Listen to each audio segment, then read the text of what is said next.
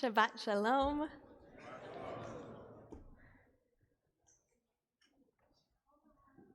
What do we do when the way we feel on the inside doesn't match what we feel like we have to project on the outside? Or just even more simply, what do we do when our insides just don't match the outside? I was thinking about this question this week as I was reading a fascinating interview in the New York Times. The interview was with Steve Burns, who was, for many years, the longtime host of Blue's Clues. Now, if you weren't deeply engaged in preschool programming in the 90s and early 2000s, Blue's Clues was a hit. It was a hit show where Steve, just Steve, engaged kids all over America in solving puzzles, usually by identifying Blue's paw prints to figure out what Blue the dog had been doing. If you watched the show, Steve was amazing. He was gregarious and excited. He was curious and just the person you wanted to hang out with all the time. He seemed to delight in the simple joy of discovery.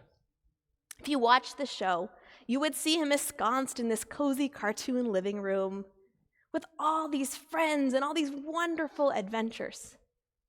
And he was a star. In its heyday, that show was the top-rated American television program for preschoolers. It was syndicated in more than 120 countries and translated to more than 15 languages. What was so interesting to me reading this interview was Steve was talking about what it was like for him being on the show.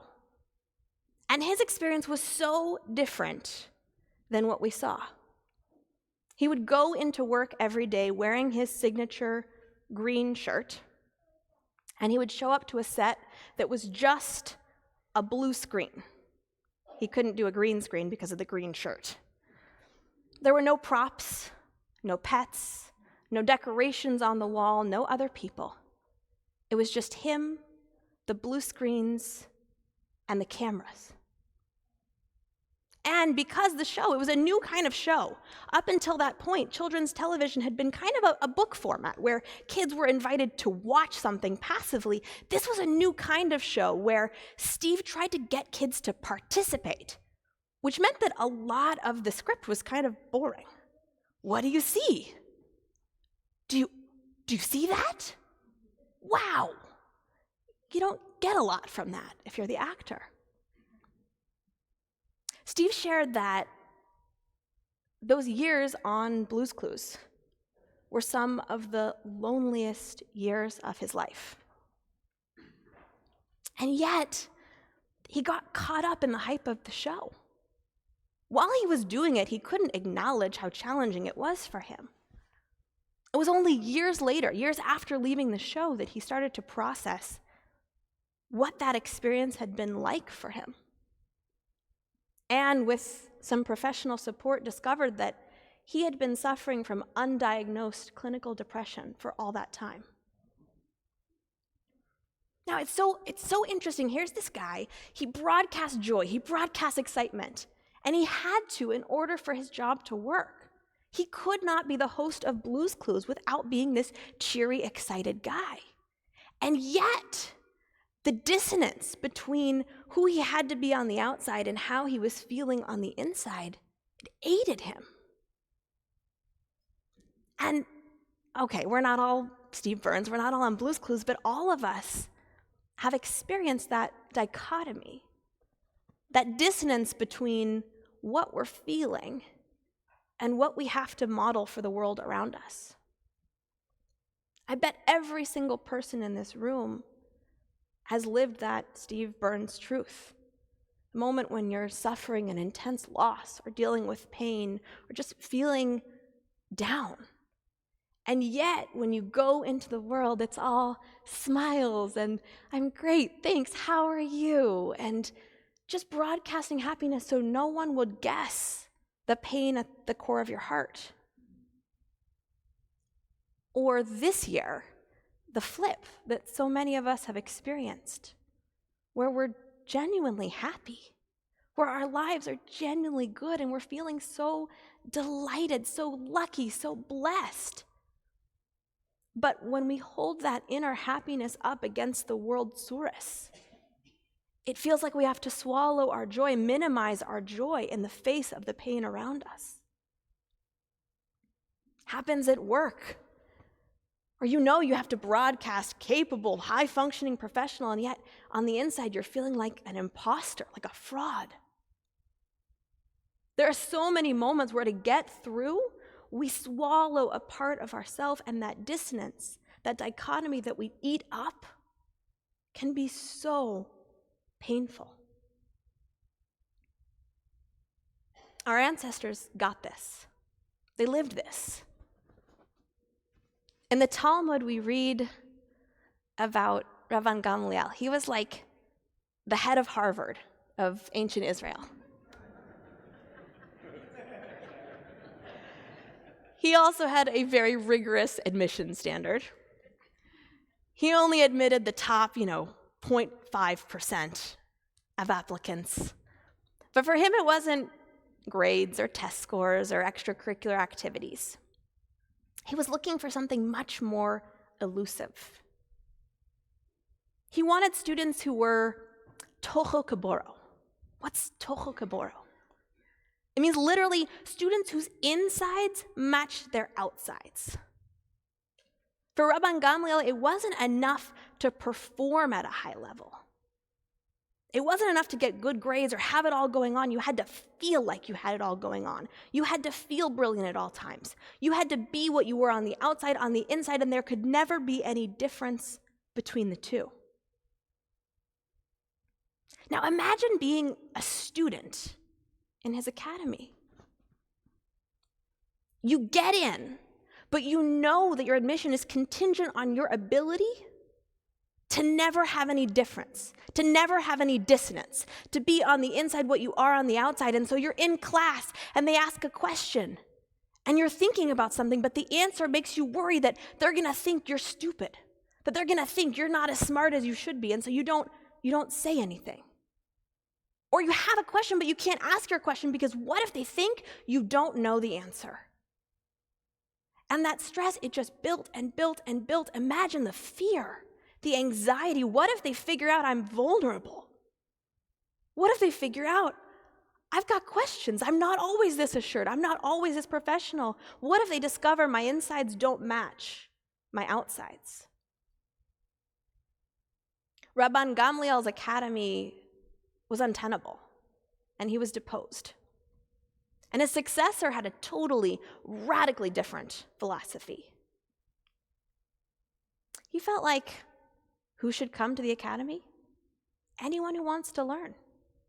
Your insides don't have to match your outsides. You don't have to have the top grades. You don't have to have the top test scores. We don't care about your extracurriculars. If you want to learn, we want you to be here. And on his first day, they burst open the doors of the academy and they brought bench after bench and chair after chair. And there were so many chairs, I kept bringing more and more and more. And it was so interesting because he took everyone of all different abilities, but he took all of them. People who came into his academy were able to think in a different way. They could ask questions because they weren't worried. They knew they weren't going to get thrown out. They could be vulnerable. They could be curious. They could think in new directions. And here's the magic. The magic of Rabbi Elazar ben Azariah's academy was that there had been all these lingering questions, these lingering issues halachically in Rabban Gamliel's time that they could not solve. The brightest minds, the best students, but they couldn't get the best out of them because they were shut down. But that first day, the first day Rabbi Elazar ben Azariah was at the head of the academy, they solved every single lingering halachic question. It was easy. Rabbi Elazar ben Azariah understood something so important. our contradictions, our inconsistencies, the dichotomies that we experience, those aren't inherently negative. Those aren't inherently bad. They're not a weakness. They're actually our greatest strength. When we're able to harness all of who we are, that enables us to do, to discover, to grow beyond what we could have ever imagined. Let me give you a couple of concrete examples. A week ago, we had a Yesod Shabbat dinner, and I was talking with one of the members of our community, and he was sharing with me that he's somebody that experiences really intense social anxiety. For him, it's so hard to go into community. He finds it really challenging, really taxing, and he's always felt this way, that he feels just a struggle with belonging. And he's somebody who from a young age looked around at all the popular kids and studied what they did and was able to learn the skills to pass, to fake it. And so when he goes into social situations, he broadcasts social butterfly. He knows exactly what to do and what to say, and he fakes it so well that when he tells friends that he's an introvert, they most often laugh in his face. Recently, he decided he wanted to start volunteering as a greeter. The reason is because he realized that he could combine these two realities for himself. His intense social anxiety means that he notices people in the community who are in need. And the tools that he's developed to function socially mean that he can really help them to make connections in our community. And what's been so interesting and magical for him is that when he comes and works as a greeter, when he volunteers in that way, he finds that the social interactions are less taxing for him. It's more joy. Or here's a different example. A few weeks ago, I saw a young mom. She had just gone back to work. She works as a Jewish professional. She had taken a long extended maternity leave. Before she went back, she was so worried about what it was going to be like to be back at work.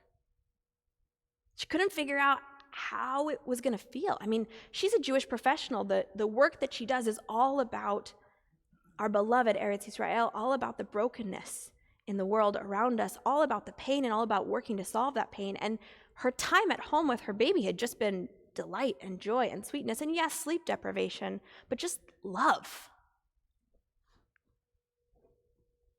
She went back to work and she discovered that there was a kind of magic to existing in those two realities. The love that she experienced for her child, the realities of day-to-day feedings and diaper changes and in-the-moment cuddling, meant that when she went back to work, her heart was that much more open. She had a different dimension of compassion and openness to the information she was receiving in the work that she was doing. And at the same time, her work in the world, advocating for Jewish communities, meant that when she came home, she was so much more determined to raise her child with love and with the kind of values that would help the next generation. She said, both realities, they seem contradictory, but actually together, I think I do a better job in both. Walt Whitman once wrote, "Do I contradict myself? Very well, I contradict myself. I am large, I contain multitudes." All of us do. All of us contain multitudes. Our challenge is not to choose one over the other, not to feel like we have to swallow one experience in order to project what the world expects. This Rosh Hashanah, let's own all of who we are.